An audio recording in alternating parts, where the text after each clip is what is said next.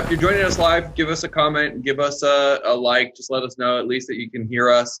And I'm really, really excited to be really breaking down the story that Tyler has been on. Like, I feel like there was a moment in probably like 3 or 4 months into working together where you're like, is this normal for you guys? And then I was like, yeah, man, it's pretty normal. And you're like, I feel like I'm on a rocket ship. I still like that one always cracks me up. But the journey of going from like launching an offer after a bit of a false start and then relaunching the offer and then in 3 months, 4 months, getting to the place where you were hitting 7-figure run rate. And the thing that like just I like to say this because we see this a lot. Like there's a lot of the people out there that say, oh, we hit 7-figure run rates, but then their cash collection is so low and their refunds are so high that they actually don't get anywhere close to 7 figures. But I know like seeing what you deliver as a product and the clients and their experience and like everything is how your business is structured. It's real in your case versus with some people, it's like smoke and mirrors. So, and I know that, you had built an agency before this. So walk people through, initially what before you had started this second business, because now you got 2 businesses at 7 figures. You're 28 years old. That's pretty remarkable. Sometimes it's hard to realize like what we've accomplished because we're so busy doing the work. Yeah. But in that first business, when did you start and like really end up deciding that, hey, this agency thing's for me? Yeah. So what's really cool about my first business, my marketing agency, So Be Viral, was that it was really born out of just frustration of working for someone else, really. And What were you doing? I had some like terrible bosses. So right out of college, I did like 4 months flight attending. I worked at a bar. This was after I got my college degree because that's what every college graduate dreams of, right? Yeah. And I ended up landing my first marketing gig working for this company called Dreamwater. It's like a little melatonin shot. And then after them, I worked for an energy shot company. So a sleep shot and energy shot company doing like social media marketing. There are those kind of companies that hire you because, oh, you're a millennial, like you could do social media, right? Yeah. One of those type of jobs, right? And I realized pretty quickly while I was working for them that I'm like, gosh, they know nothing, like nothing about what I'm doing. And I'm just like, I'm thinking like I could do this, but times a lot more. And I could help a lot more companies that are run by, you know, generations well above beyond me that really have no clue what to do here. And have a much bigger impact. So I realized at that point, having the bad bosses and realizing the value of what I brought to their company versus what I was being paid. Like I was getting like 40K a year as my starting salary. And I was like, this is just not happening. So I decided to start taking on side clients, brought in like, some really like clients that underpaid. Like today, like it's what a joke I charged, but I had a goal of at least make twice as much in retainer fees as you're getting paid in your salary. At least make, which with 40K wasn't hard. Yeah. So I got there, and I did it through like, 3 or 4 different clients. And so I felt really safe. And then I went to my boss and I went to them. I didn't quit. I was like, I'm going to propose them to be my 5th client. Right. And then I'm going to walk out. I'm going to give them all the work that I normally do, turn them into my 5th client. And then So Be Viral's off to the races. Didn't work out. So that didn't work out as well as I planned it to. They were pissed. They were prideful. They were, how could you be doing that? And we need someone to have a butt in that chair. Because if you're not here in the office, then you're not really working. That was how their brains work. So I literally offered them half of my salary in retainer form to do everything that I was already doing, but just wouldn't be in the office, and they couldn't do it. So I How walked away. crazy is that? Insane. And Yeah. they literally could have saved half of my salary, got everything that they were still getting from me and more. I was even stacking extra value, like offering them even more just to pay me half of my salary in a retainer form. They couldn't do it. They needed a butt in a chair. And I walked out that day and kept growing. So initially, those first two roles with the Dream Water and then the Energy Shot drink, Hmm. those were salaried roles, both of those? Yeah. Okay, so you were kind of like an in-house marketer, and then started doing the freelance thing. And I feel like an interesting point where most people are going to get stuck is going from freelance to like real business. And so, what happened there when you went out on your own? Like, how long were you just like a glorified freelancer? And then, at what point did things start to really come to a head? And then you make the shift into running like a business? Years. It took me a while to figure that out. At least 2 years after I was, being that one man band agency that just does it all, and I would go and meet my clients. I was the account manager. I was the ads manager. I was learning Facebook ads, learning Google ads, learning, graphic design. I was learning it all so that I could then deliver it to my clients. Also trying to pitch new clients. It was a ton of work. But at that time, I valued my freedom so much that, I was willing to put in that hustle and everything. And it wasn't until maybe 2 years after that that I really kind of the light bulbs went off and I'm like, why am I doing this? Like, why am I doing everything? Like, I need a team. And then I once the what really ignited Sobe Viral into much more revenue and enabled me to scale much faster was partnering with contractors. That was really the linchpin. Mm. What happened? Like, what was the moment when you're like, this sucks and I can't keep doing this? Mhm. Do you remember Uh, it? Or is yeah. it kind of like, There was a few. I fired a few clients just because you take on the cheaper the client, the more of a pain in the ass they typically are. yeah, of course. It's always. And so when you're at that freelancer level and you're working with these cheaper clients that you let come in for like $1,500 a month, and you let come in for like $1,000 a month and you're doing everything, they just use and abuse you. I had a few of those texting me at like 3 in the morning that they need something, and God, and I was just like, I'm not doing this anymore. So I was like, I need to first take a look at my prices. I need to charge what I was worth because I also saw the value that I was providing to these clients was way above what I was charging them. Like I was in their ads manager. Like I see the results that we're getting and I see what we're doing here and I know what the value that I'm bringing to your. And it was kind of like this moment where I'm like, well, wow, I did this once in the 9 to 5, right? Where I saw the value I was providing and I got my exit strategy, build my client, started getting clients, and then I moved into this. And now I'm kind of doing it again. Like here I am providing all this value and undercharging for my services. And so I was like, that I started looking at, where my prices should be. And then with fixing my prices enabled me to hire contractors to then take those accounts for me. And I was able to then shift my focus from fulfillment to sales, which really helped a lot at that point. Okay, that makes sense. Did you also notice like a common trend among the clients that you were able to get really good results for? And if you did, what was the trend that you picked up on? Besides from higher prices, because I know you mentioned that one.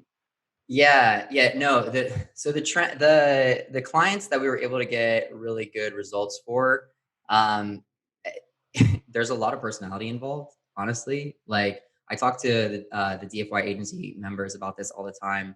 That when you're on sales calls, like it's not about just like selling to anyone who will buy from you. You really want to suss out like who's going to be a good client for you as well, because there are some, I call them the agency hoppers, people that dive into an agency, get services for like a month or two, leave the contract hanging, go hop to another person, see if they'll do it cheaper. Like, and there's some really bad fits out there. So the clients, first of all, that we had really good success with are the people that, believed in the service. So you didn't have to convince them that Facebook ads work, right? They know Facebook ads work, but they know that they're not doing it the right way themselves, or that they had a bad experience with someone else. And so the ones that, worked well were they had the right personality type, like they were a good client persona, but they also believed in the service. They just needed to be sold on us as the provider. And then with that autonomy that gave us really as the service provider, that enables you to then have successful client relationships. Interesting. That's an interesting distinction too, to go from like where you have to convince someone the value of your service as opposed to share with someone what is compelling and different about you when they already value the service. It's just a matter of which service provider. So like in the levels of awareness, they're more solution aware as opposed to just problem aware, is what Right. I heard you say. And then by being able to shift into that solution aware, and then it gets down to like offer and the actual provider awareness that they need to get to. That's Yeah. it's interesting. It's a subtle one, and it's sometimes hard because like when you're talking to the person, they all look and sound the same until you pick up on the subtle nuances of the difference. Mhm. And it's so easy when you first get in the game. It's like you just need money at all costs, and so you'll take on all those people, and then it really ends up stunting your growth. Yeah. And it's not until people will have that realization that like, okay, cool, they can You can start to. tell you can tell a lot by getting in an ad account and doing an ad account audit. Some of the things that you see in there are it's sad. Like it's really depressing. Like they say they've been doing Facebook ads, but really they were just boosting posts, or they Yeah. had another agency before that. And I've seen it so bad before with other providers that they will name the ad sets different interests, and then you get in them and they're just doing retargeting so that their numbers looked good, but they actually weren't even spending money on prospecting. They were just doing retargeting and like lying in the ad set titles because their client didn't fully understand.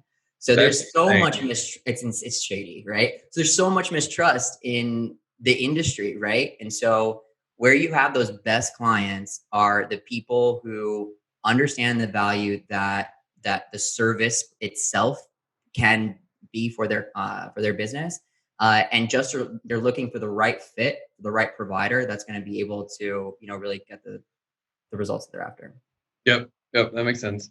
And then so as you transition from the glorified freelancer agency into having a team, you said getting contractors. But what did you mean by that? Was that fulfillment contractors? Did you get contractors in terms of VAs? Like, who did you bring on board? And then did you have any failures with the people that you did bring on board? And did it take a few tries, or what did that process look like? Oh yeah. Oh yeah. Yeah, that has been some of the greatest hits in the Sobi Viral journey has been in the beginning of hiring contractors and going with a bad one. The worst thing that you want to do, and agency owners that are watching this and listening to this, listen up.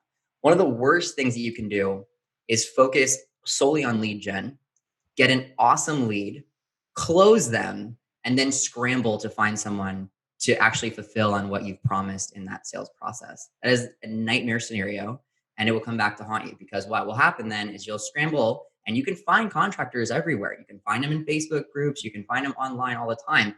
And everyone's got screenshots of their amazing success that they've had in the past, right? But screenshots can be BS, right? And I found myself, I've done a lot of trial and error as I grew so viral, and I found myself in this situation. Hired, two contractors.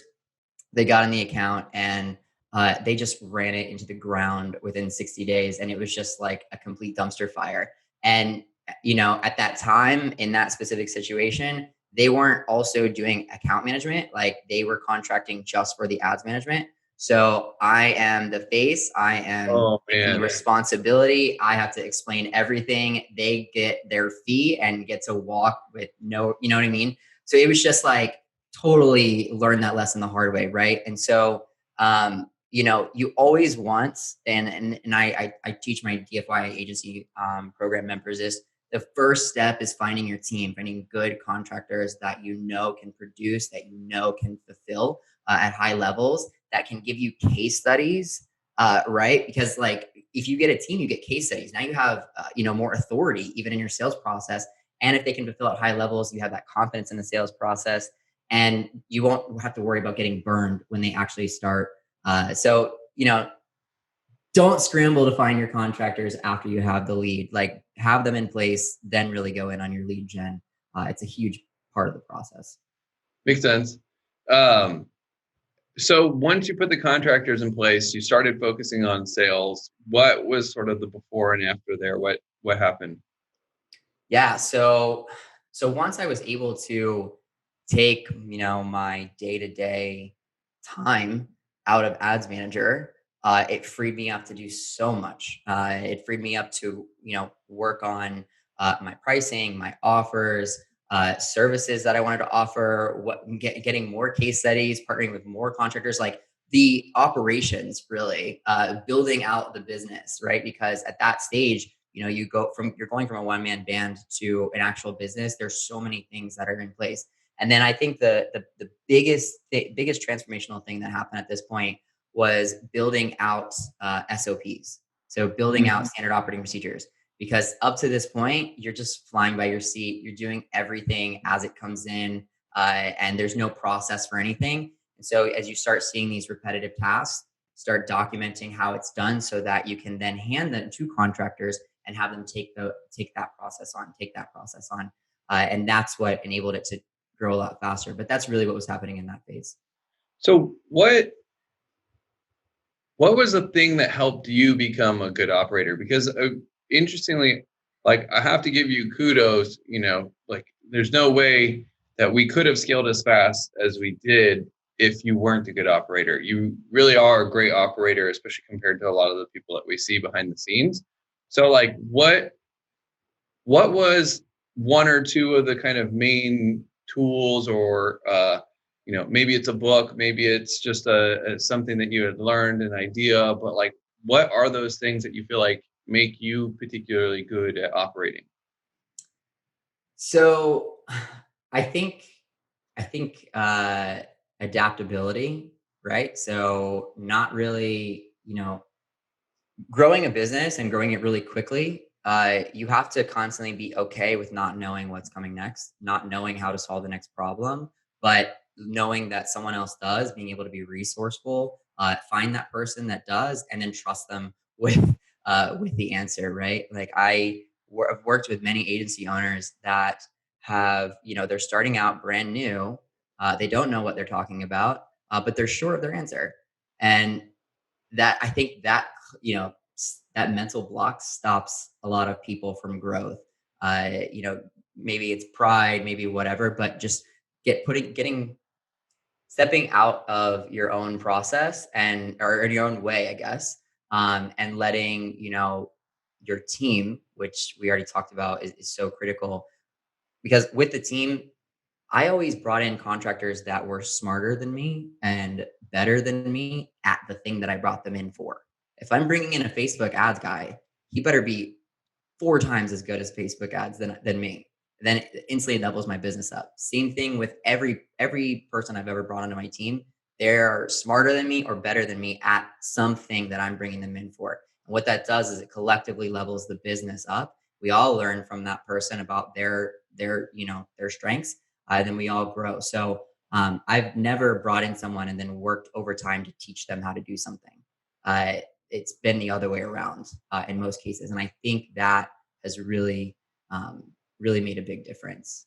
There's one thing I do want to highlight for anyone watching this. So if you're watching this and you're hearing what Tyler's saying, and tell me if you agree or disagree with this, I'd be curious. But I want to make this as like a caveat emptor for someone out there right now that's listening to this and thinking, oh, wow, I just need to hire people that are smarter than me. Therefore, I don't actually need to know how to do the thing. No. Where you knew how to do it, but you knew what someone else was better at Yeah. doing it than you. And you didn't just go hire it out so that you didn't have to learn how to do it. Right. Is Right. that Right. true? No, everything that I hired out, I had already done myself many times over and knew a baseline of it. Right. So I didn't go straight to, so that's the beauty of the path of freelancer, one man band to successful agency, right? Is you learn all of these things, right? When people want to have a sales closer, In my elite program, you get a sales closer, but you don't get them right away. You have to take your own calls first. And there's a very important reason for that. And it's, you have to learn who you're selling to. You have to learn your product. You have to learn your market. You have to learn your industry. These are very critical things in order to be able to manage someone else successfully. So even though, a closer may be more highly skilled at sales than me, I knew the product better and Yeah. what they're selling better and the business better. And So the market. I marry my knowledge of the business and the product with their experience in sales, and you have a winning partnership. Yep. Yep. Yeah. And you knew your market. You intimately Yeah. understood your market, and Right. like from all ends, from the beginning, middle, and end, when they're prospect to lead to then sale to then coming on board. So when you have that intimate understanding of their emotions throughout the entire journey of working with you, Yeah. yeah, it's a Absolutely. big difference. But yeah, I wanted to highlight that because it's very easy for someone watching this to draw the conclusion that, oh, the secret to getting far fast is to hire it out as quickly as possible and not do any of it myself.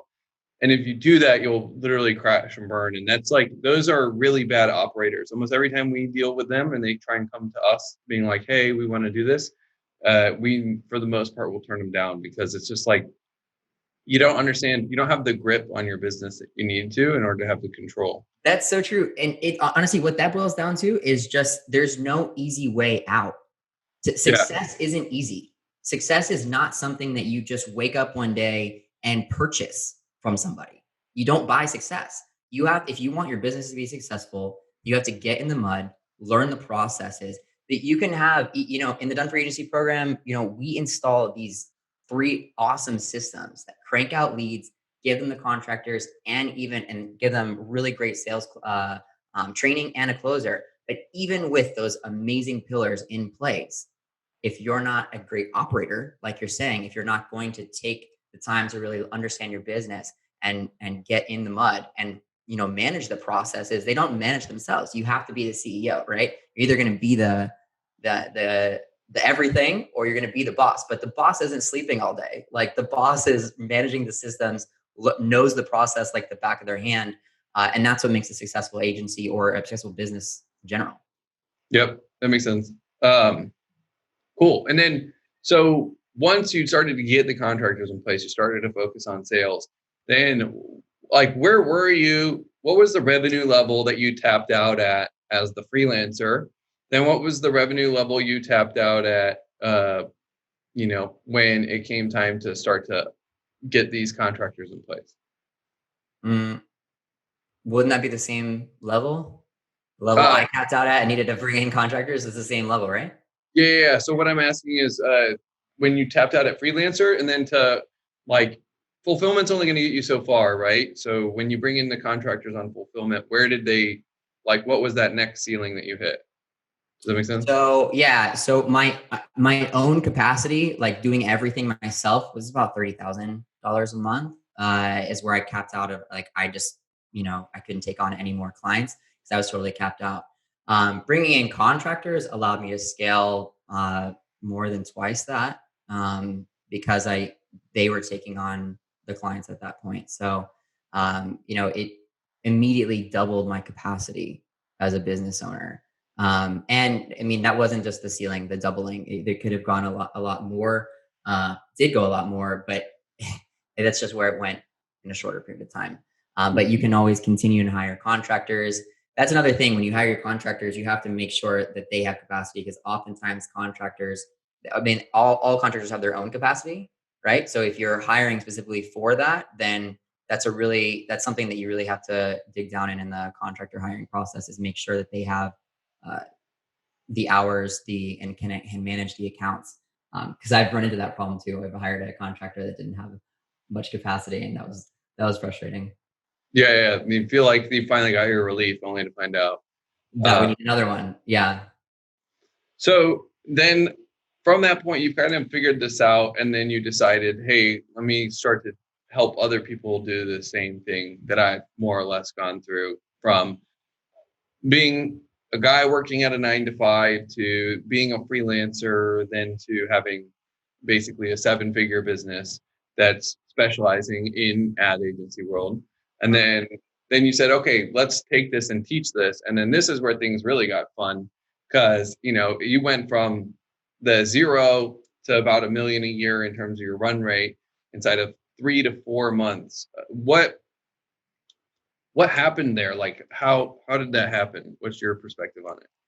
Uh, what happened there was so I think a lot of the stars aligned for that, honestly, and I like there's a lot of credit to give out where it's due. Really, first and foremost, have to shout out my program manager Jane. She's like the backbone of my whole program. She does so much, and I was able to grow really fast with her assistance.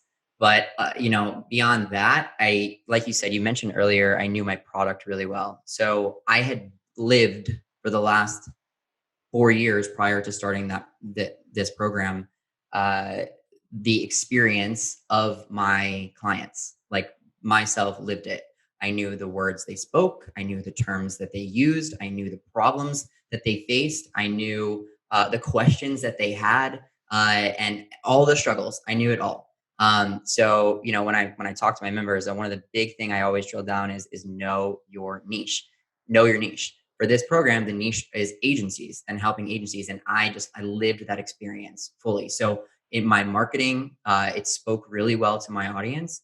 And the program itself that I put together solves all of the problems and the pain points that they have, or a lot of the main ones that they have. And so it worked really well because I lived it basically.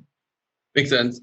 Yeah, and I think the offer works really great. Like you know, as much as sometimes we want to take credit for like the sales reps being amazing and whatnot, it doesn't matter. You can put a sales rep on a shitty offer and they can't sell anything.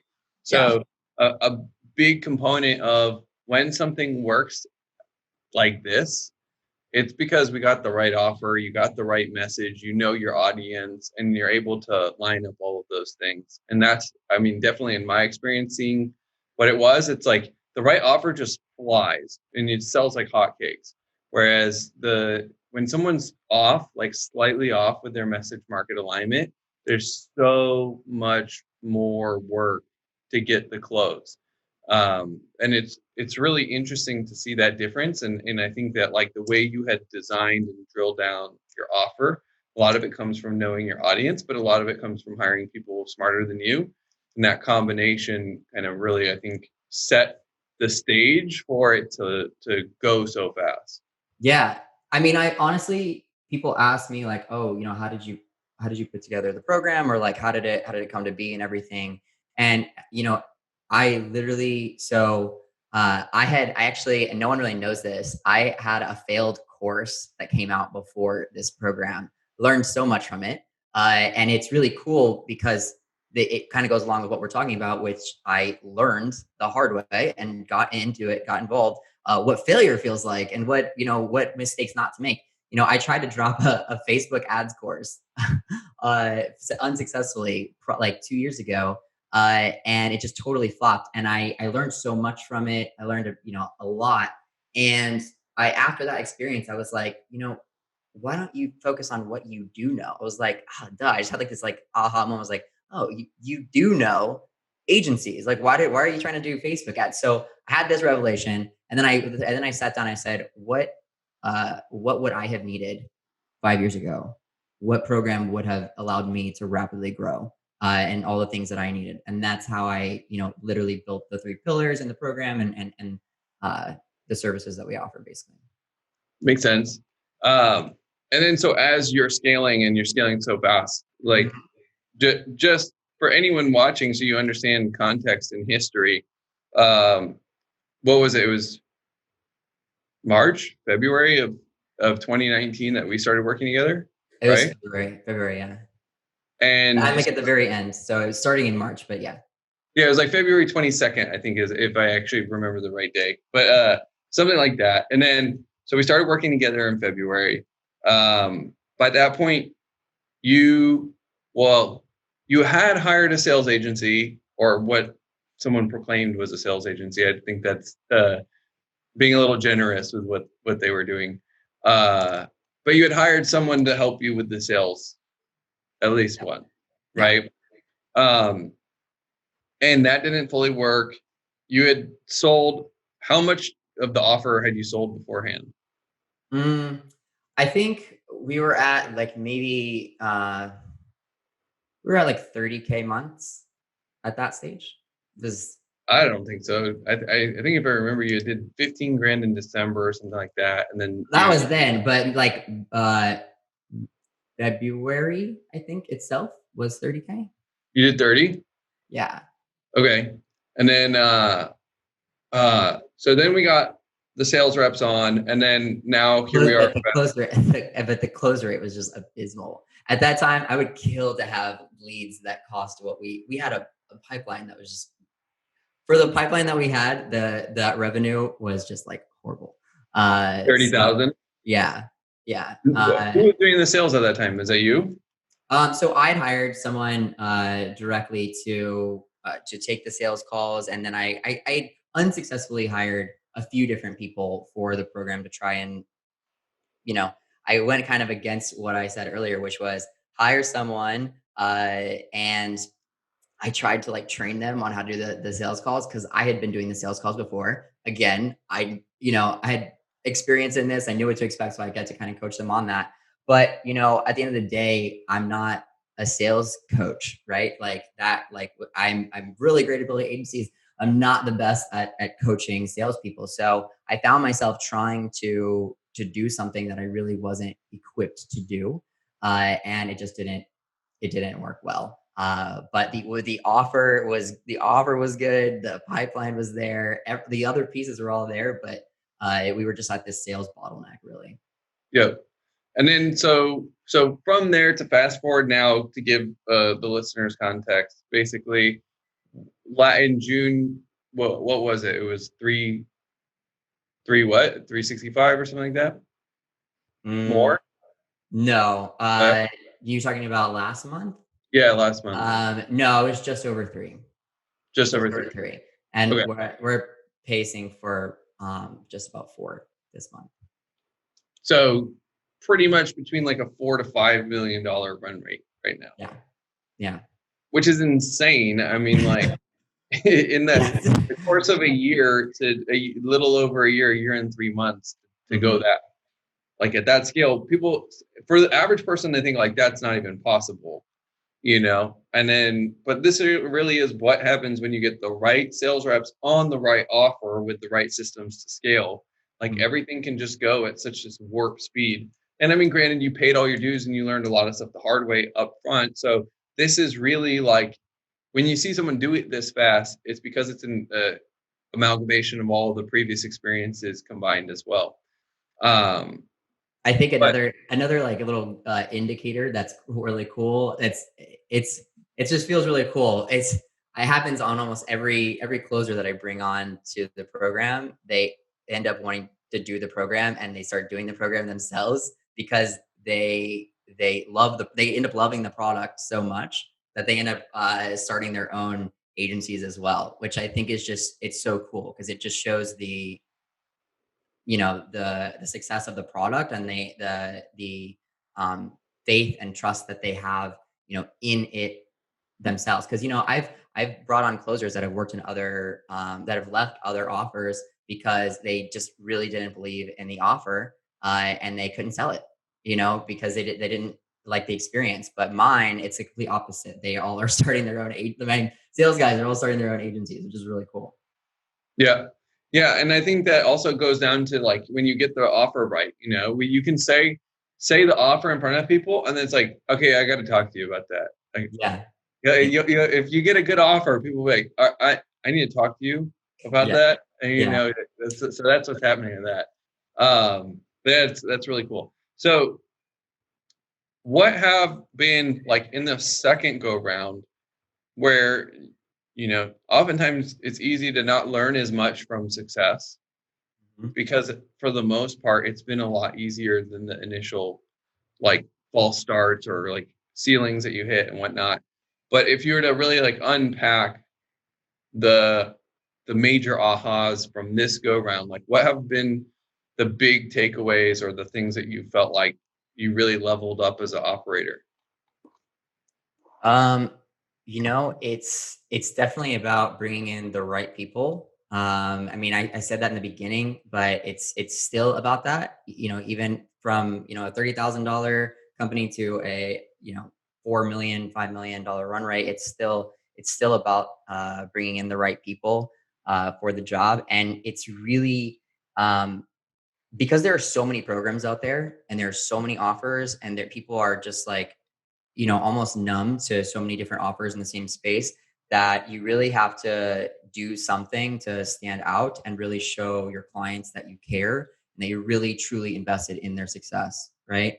So, like for example, I have a coaching call with all my middle tier and top tier program members every Tuesday, and it's supposed to be an hour, but it's been going to like well past 2 hours, and I'm not going to hop off there if there's still somebody on there that needs some help. Like, and they notice that, I notice that, and the level of attentiveness for all of our clients is really high. We don't they're surprised by that because they've often come from another a program that was like 999 or 997, buy it now, and then we'll never see you again. And so it's a different experience, really, because we're really invested in their success, and like we like to see the systems that we put in place come to fruition and do really well for them. Okay. Carlos asked a question. Carlos, if you're still on with us, I don't understand the question. I'm sorry.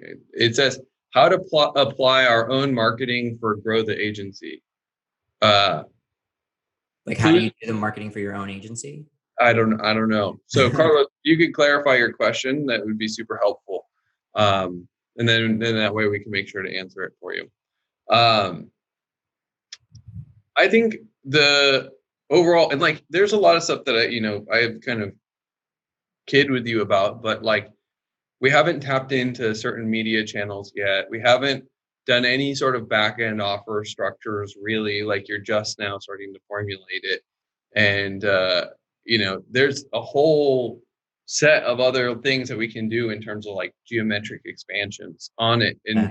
They're in And progress. They're all in progress, I swear. about I time. know, right? Well, Uh, it's only taken a year, but when you look at how fast everything else has grown, it's like, makes sense. and then yeah, I think too, like sometimes when you get to the level that you're experiencing right now, it's like you never imagined that you would be at this point in this Like, short time frame. you told me, here's the cool thing. So, like, I'm definitely a lot more of a mindset guy than you are. Like, I totally am believe in it, and I'll have my own mindset routine. I talk to my own members about it and everything. And I remember when we first started working together back in February of 2019, and you were like, "Oh yeah," you're looking at this, you're like, "Yeah, we could have this at 250K months, easy, yeah, for sure." And I was looking at you, and like you said, like you don't really believe it, and I'm looking at you, I'm like, really? Like, you think so? Really? Like, and like I wanted to believe it, but at the same time, like, yeah, you're almost even skeptical of like your own potential at those early stages, which you shouldn't be, and that's the lesson you should take away from this little side bit. Yeah, and I mean it's interesting, right? Where I feel like with a lot of the clients that we're working with, they've talked to a lot of salespeople, and salespeople oftentimes talk a good game, which is fair. But like in the situation when we're looking at it, like I don't know, it's just we do this so much. I look at it as scaling a business as opposed to sales, and so it's Yeah. like when I see the pieces you had in place, it was like, oh, okay, yeah, this is easy. And then the but the crazy part is like because you had never thought that it would hit this level in this time frame, then it's like now you have to almost get reacclimated to like shit, what are my goals now? Yeah. Now what am I shooting for? What is the next level? Because even then I couldn't conceive this level. How do I conceive what the next level is? And it's Yeah. like that whole set of problems is a really Absolutely. It's honestly, even now, it's like a month to month thought process. Like, because every month beats typically right now it's beating the last month. And so it's just like, okay, what are the levers that you can pull to continue to scale, which is like more ad spend, more bookings, more team members, at all at the same time, you're never not working on the business too, right? So the product that we have today, the Done for Agency program today, is not the Done for Agency program that launched in 2019. Like, it is evolved and grown. The training has changed. So many things have changed. So you're working on improving the actual product itself, and also trying to scale the product itself all at the same time. So there's a lot of things going on, and that kind of goes back to the operator, right? That all that doesn't happen without the operator doing it. It doesn't happen on autopilot. The product doesn't get better. The sales don't scale without an operator actively making those things happen and making sure that they don't go off the rails. Yep. And the thing is, you could take time off if you wanted to. And I mean, you went to Australia and Yeah. like you basically were off the grid for the most part for a week, 2 weeks in Australia. And you've been able to take the time off. But it's true, like anytime you take the time off, you're going to sacrifice a little bit of the edge that you could push out of your team and the edge that you could push out of the machine if you're there forcing the additional results. It still can grow without you, but there is a sacrifice of edge, Yeah, for sure. For sure. I even, like, I just recently removed myself from another part of the process, and just that, that one little step alone has allowed me to now rework on my offer again, and rework on other things. And so it's constantly, I think at this stage, it's about looking at literally the hours in the day that you spend and what you're spending your time on, and what can you delegate, and then what can you do with that time instead, that's going to push the game forward. Yep. Yep. And it's really interesting. Like, I think to get to seven figures, most people know all the things to do. You know what I mean? Like, you kind of know everything that you need to do in order to scale to seven figures for the most part, right? Like, you get your messaging dialed in, you get your predictable lead generation and scalable lead generation in place. You get your product built and consistently delivered, and then you get your sales handed off and consistently going without you. And then at that point, like, that's basically all you really need to hit $1 million, Yes. right? Yeah. And then the crazy part though is then to push to like pass, I think there's a moment at like 250 to 400, 500 grand a month that once you start getting into territory out there, for the like most operators can't even conceive what the hell they need to be doing at those phases. Yeah. You know what I Yeah. mean? No, I totally know what you mean. And honestly, for me, it's just like I had a team meeting. So we do our internal meetings every Monday, and they're growing because we keep bringing in more people. And like I was I was having dinner with my friends, socially distanced, of course, last week. And I was telling him, I was like, talking about the business and how much it's grown and everything. And I was like, there was definitely a moment where, like, I'm looking around the internal Zoom call, and I'm looking at all of the people on my team, and I'm like, holy shit, like, these are all people that are working now for So Be Viral, this little company that, started because I hated working for somebody else and being, you know, getting in trouble for walking in the door 5 minutes late and everything, and so it went from this little, I'm going to do my own thing, and really believing in myself and putting in the work, to where it is now, where I have like this whole team, everyone's talking and explaining, their roles and their expertise. And it's just like one of those like pinch yourself moments, like, this is real, this is happening. Okay, stay focused, kind of thing.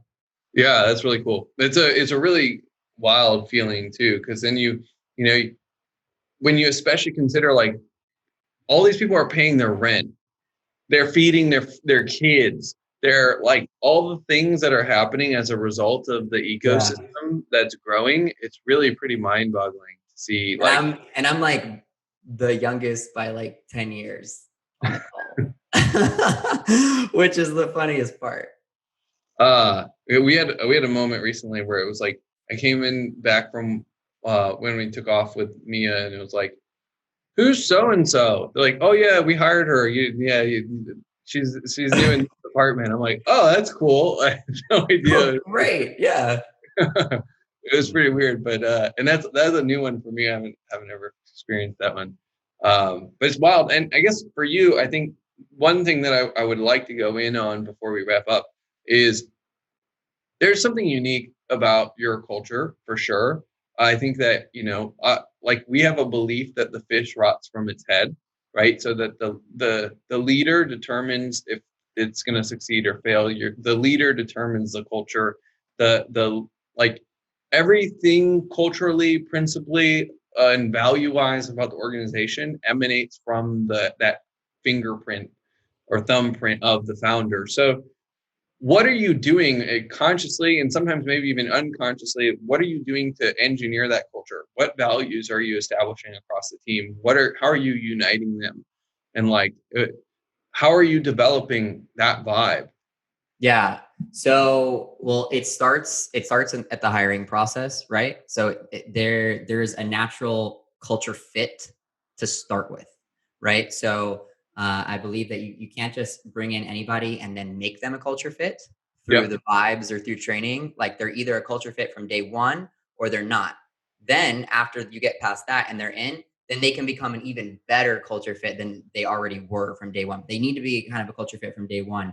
And we were a really fun team, and everyone is so supportive and helpful, right? Like I have members of my sales team that will take a follow-up call for another member, help them close a deal that they're not going to get a penny on, just so that they can help them bring it across the line and help the company help them. That's the level of camaraderie that my team now has. And there's never a win that goes unnoticed or unannounced. And so everyone is waiting to announce their next biggest win, right?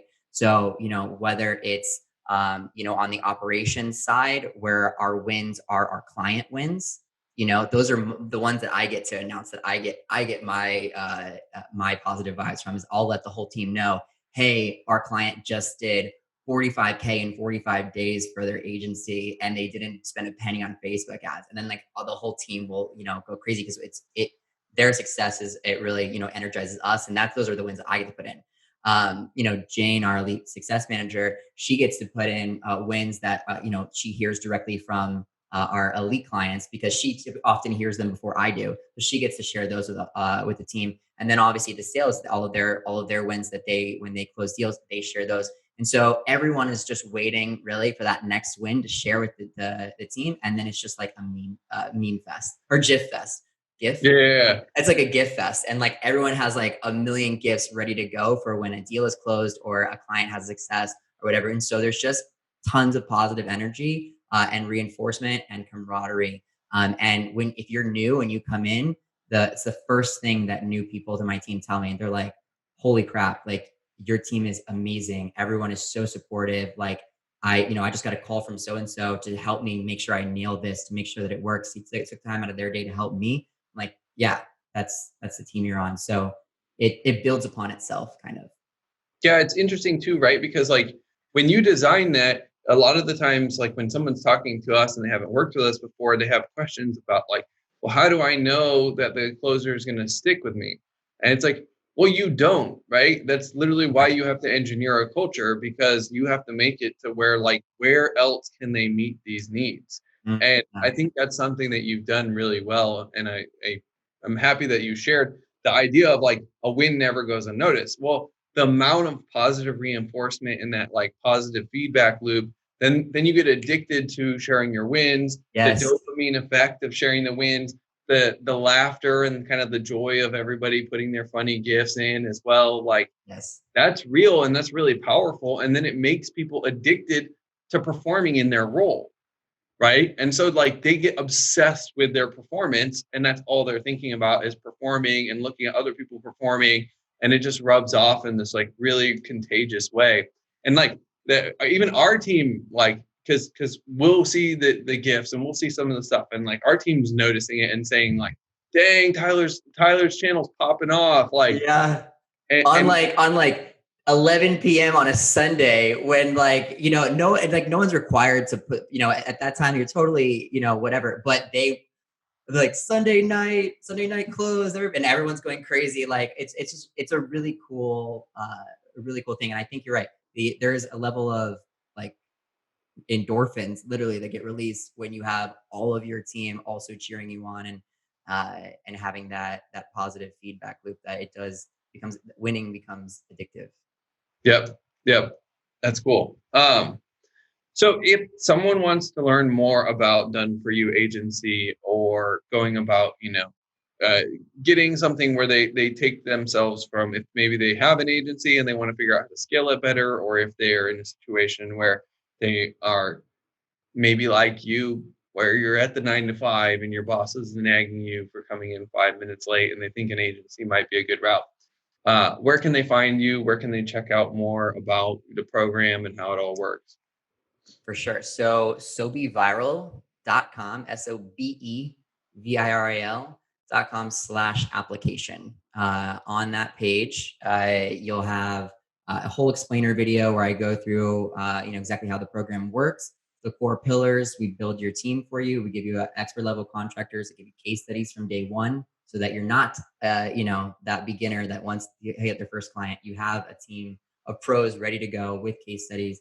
Then you get a lead generating system. We pump out high ticket leads, and then you get the best sales coaching in the world, and eventually a closer from the best team in the world. So it's a rock solid program, and you can find out more about it on sobeviral.com/application. Awesome.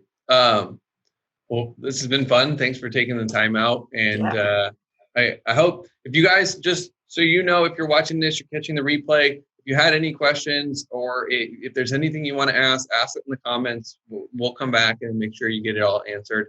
If I can't answer it, I'll tag Tyler, and we'll just make sure that you guys get your questions answered. Hope you guys enjoyed this. And Tyler, it's just been super fun watching the whole journey and like being able to play a small role in it. So yeah, imagine what our next podcast episode is going to look like. Let's do another one in 6 months and see. They won't believe it. We can't. Yeah, exactly. That's it for this week's interview. Hope you guys enjoyed it. If you did enjoy this interview, we do one like it every single week inside of our free Facebook group called 7-Figure Agency Owners and High Ticket Coaches. So if you're an agency owner, coach, service provider, and you're really wanting to scale to 7 figures and beyond, join us inside the group. It's coachingsales.com/group. Again, coachingsales.com/group. See you on the inside.